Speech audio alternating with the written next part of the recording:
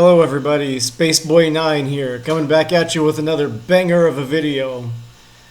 And actually I don't know what that means, I just heard that somewhere. Yeah, it's a video. Okay, anyway, guys. So, I'm on day 5, and it's like, well, I feel like reporting what the days are like in series. So day 5. Sorry about my voice. I just had to yell, so my voice is a little laryngitis. So day 5, I think I had a little bit of an ornery spell. That could happen in the first week, but I'm getting over that now. I just meditated. I feel calmer, like I don't have to perform as much. And I feel like I have the space I need to do whatever I need to do I don't want to say at my own pace, because there's no pace really, it's just whatever you do. I mean, I can't. It's hard to put words behind, like, whatever words I say. I'm gonna say, well, it's not like that because it's this and this. Or it just is what it is, and so forth. But it's more like I could just as well say, namaste, silence, perfect stillness, deep calm, space, time. I don't know, but it's like I've done this before, you know. So, but I feel like I'm better at it now. I especially since I want to document it and I'm dead serious about it, and I'm not really counting the days. Like today, I had to count. I mean, I had to look at the calendar and see. Oh yeah, this is day 5.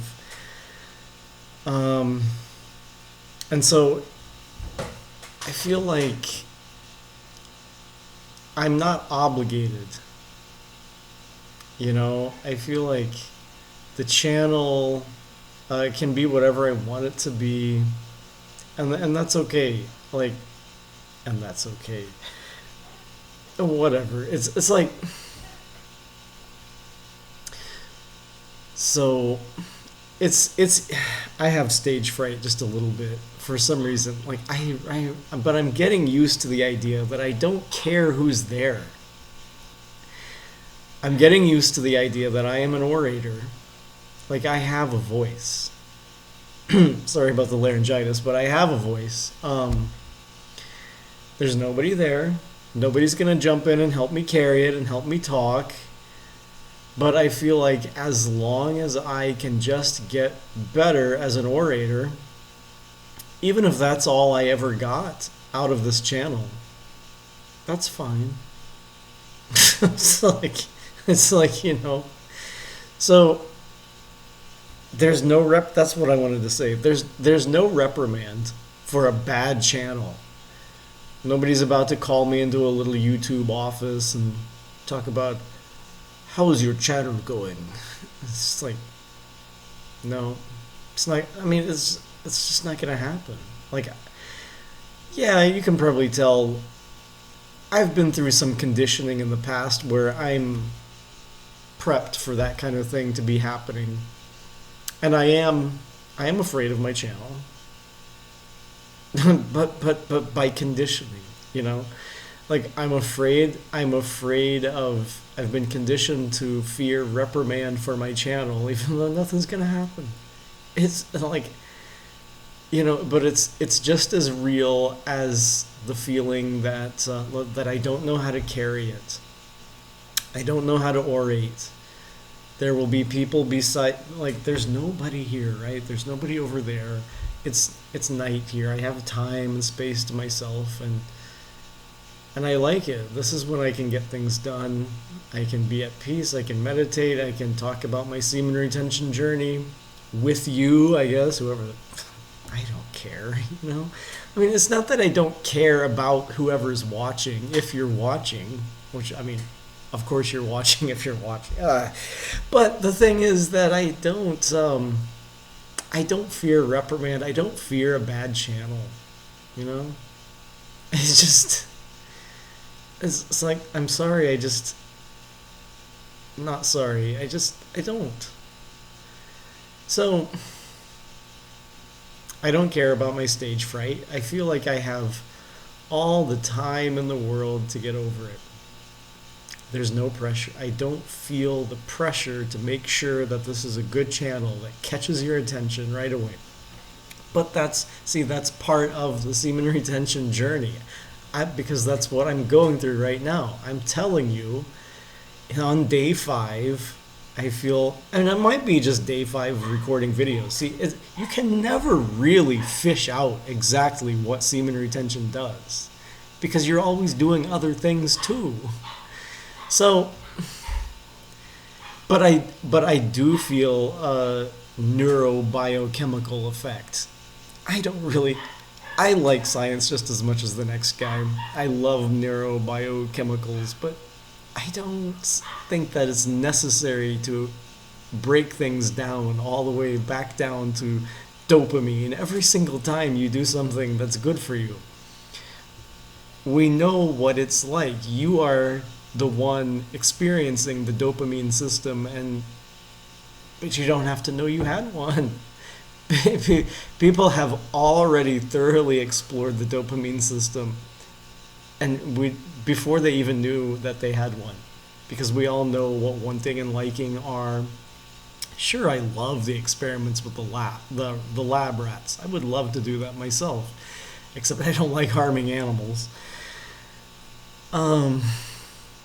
So I do not fear reprimand over a channel. I feel like I am not an orator, but every time you're orating, you are. And it's just something that you get better at. But you get better at everything you do. See, that's the thing. I understand that it's your life, and as long as there is a potential for skill improvement, you will get better. And you don't have to worry about judgment. In a totally voluntary setting, you can respect that some things are truly up to some people, and likewise there are some other people, and likewise there are some things that are truly up to you. And if it's truly up to you, that means you can't be wrong. That's what being up to you means, right? A moral dilemma is not up to you.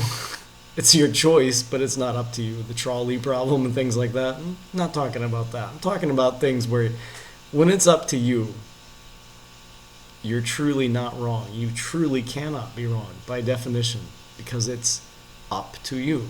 That's what up to you means. The clickers on the YouTube channels, that's up to them. The right to have my video where I don't feel pressured to please, that's up to me too. I mean, if you truly realize it's up to you, you don't feel pressure to please. I know that I'm not. I mean, I can go into this. I can say I'm not as whatever as somebody else who's like this and that, and my channel, but it just treads very dangerously close to saying my channel ain't what it ought to be. Why would you bother with that? I mean, it has nothing to do with that. It doesn't have any. It's just you getting used to talking. And I'm almost at 10 minutes here, so it's, as my own rule, I guess time matters. I don't see why, but it's conditioning. I see that 10 minutes is coming up, so for some reason that feels like I better let you go, but why? It's still up to me. I don't have to look at the clock. It's just part of what we do, right? We're constant. We always have to be constantly making it snappy, wrapping things up, making sure you're pleased. I have to go through the whole like, subscribe, share thing. I don't care.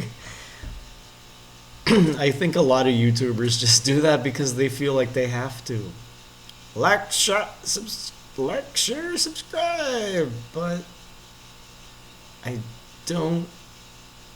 You know, it's like if I just don't get troll attack and I don't get more viewers than I'm ready to have at this stage in my oratory progression, I'm fine with that.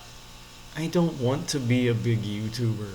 That's why I have a niche topic. Semen retention. I mean, it sounds kind of weird in the first place, kind of like, what is it, 6th grade health class or something. But semen retention, it's like it's a metaphysical thing, and I don't care if I'm rambling. I'll just keep you for a minute. It's kind of metaphysical in that it is the greatest kink that you can do. It's a kink. And what I mean by that is that it is an abnormality. You can tell by the NPR article that in our culture today, semen retention is almost deviant, like a kink behavior, something strange that men, or it's misogynist. They would even go as far to say that not releasing semen to the image of a woman is misogynist. I don't know. It's like, so you're not supposed. I don't even want to talk about this. It's just.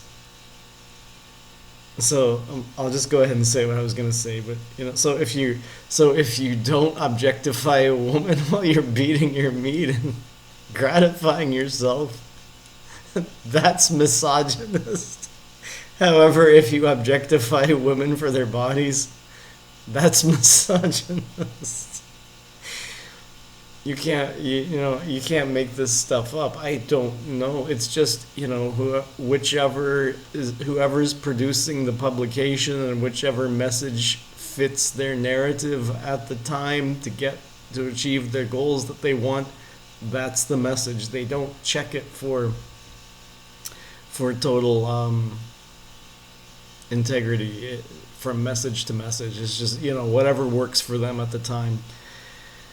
So, believe it or not, I am actually not all disjoint in speech and full of gibberish and clutter. Actually, depending on the form of work before me, I've scored very highly on, I hate to brag like that. I'm not bragging, but I'm just telling you. According to the Teachers College entrance exam, I was a stellar essay writer, at least as far as I know, about 20 years ago. So I'm not disjoint. I am very capable of putting together very verbal concepts. I won't say that I'm a very verbal person. But I will say that I can definitely weave together an essay and tie all the points together and go into metaphor and really get a 12 out of 12, just pounding away. But the beauty of that form of work is that when it's writing on a screen, that's where I can really work, kind of like I work a painting, because I can go back. I see the whole thing at once, and I go back and I strengthen the metaphors. I tie together the paragraphs. See, it's not that I'm disjoint, but I'm just not used to flowing in a temporal fashion. I work more over space. and to tie things together. But I think the great orators, or not even great, just people who are used to having a YouTube channel, they have their speech patterns down. They have their show template or their flow template down. They already know where it's going. They already know how to tie things together. They have things already piece by piece, that they have their routine. I don't have that. That's why I say that I'm not an orator. I'm used to working over space in the written word or the painting like that. And that's why when it comes to just pure flow in the temporal space, I'm used to having people help me talk. Like, I'll get it started, but almost always without doubt, other people will jump in and carry it, and I won't be able to get it back. Or I'll try to chip in edgewise, and I won't really be able to, and I won't hold the floor about what we're talking about. But semen, this can be. I'll continue this topic next time. See, what semen retention lets you do is, see, I want to say that oration is the ultimate power, because it's something I typically don't have. I don't experience the power of oration. So I'm not a talker. So it would be typical of me to just get on a channel and say, "Oh, semen retention is great because it gives a quiet guy who's not good at talking finally the power to speak and speak and speak some more, because you build up speech pressure and you have these drives, and it lets you hold the floor and control the table and decide what we're talking about and help other people talk." It basically makes you like the Jordan Peterson of table talks. I want to say that because when you lack something, you think that gaining that would make a world of difference, right? And that is true to some extent. It does make me a better talker because it gives me more mental power, so I can tie things together almost in time, like I can on a piece of paper in front of me with or arrow key up, change thing, come back down here, strengthen this metaphor, work on this thesis. I can do all of that in space. In time, I have more of I can think on my feet more when I'm on semen retention. I think it's like the brain cloud goes away more. I just have lowered anxiety, so I can be more spontaneous in time. And so it does help me in that sense, in that it gives me energy. But I will stop short of saying that it helps me because it makes me the master orator at every table and every situation. In fact, it does not. What it does for me, the true power that it gives me, is that it makes people look at me for surety as they're talking or as someone else is talking. People are looking at me to see what I'm thinking about what's being said at the table. Now, what good is it to be the master overpowering orator who just speaks, who's always able to speak and speak more with no problem, an endless word count, on command, in any setting, if everyone else around is looking at you for surety and you're not talking? There you go. Although it does make me better at speech, semen retention, I'm telling you, semen retention makes people, it makes me the tribal chieftain.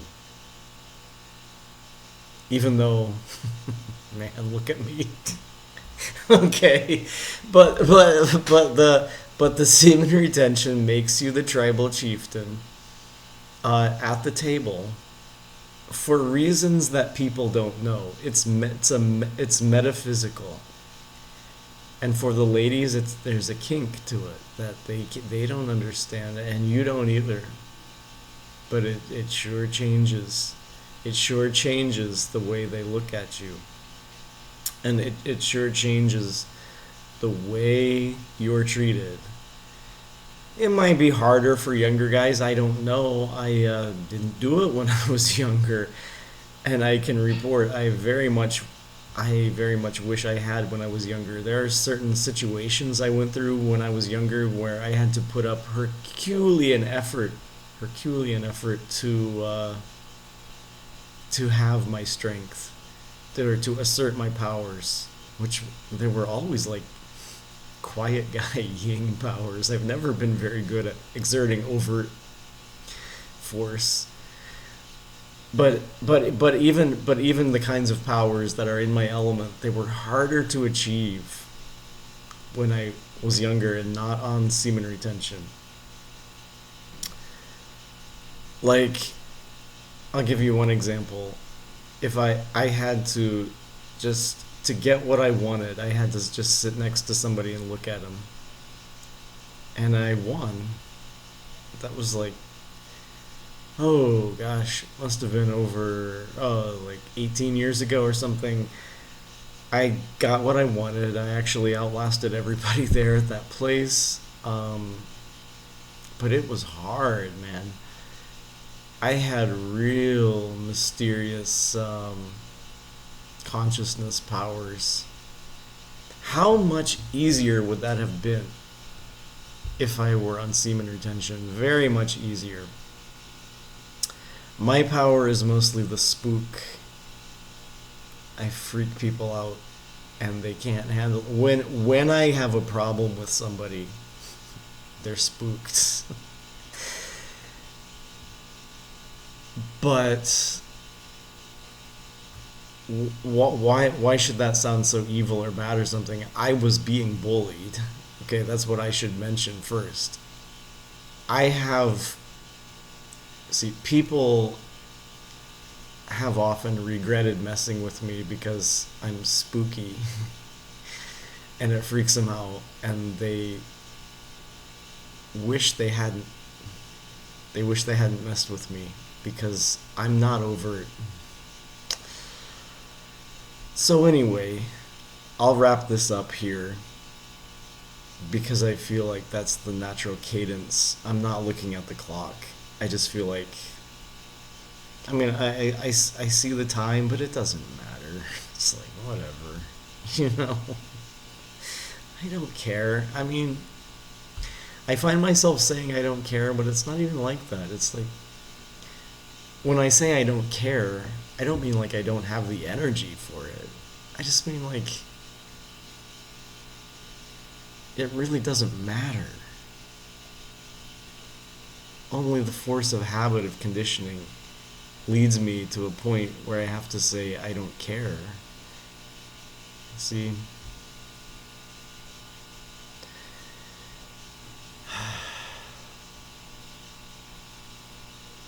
Just relax, brother.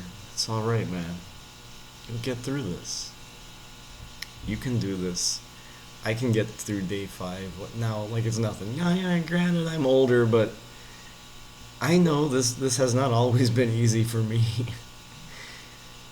You're gonna get through this. You're gonna do this retention, and it's gonna give you the powers that I've talked about here. You're gonna do this, and it's gonna get you. It's gonna make people look at you as the tribal chieftain. Well, more so anyway. You know, don't expect everybody to bow to you or something, but you know,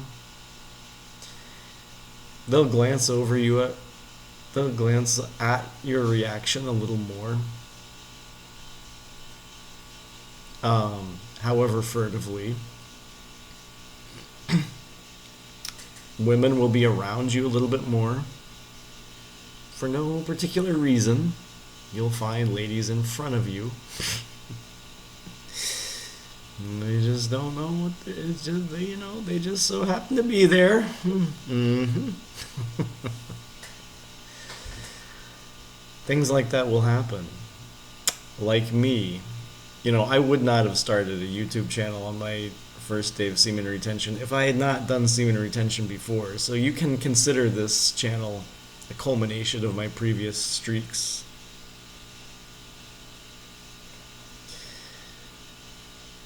Cheers.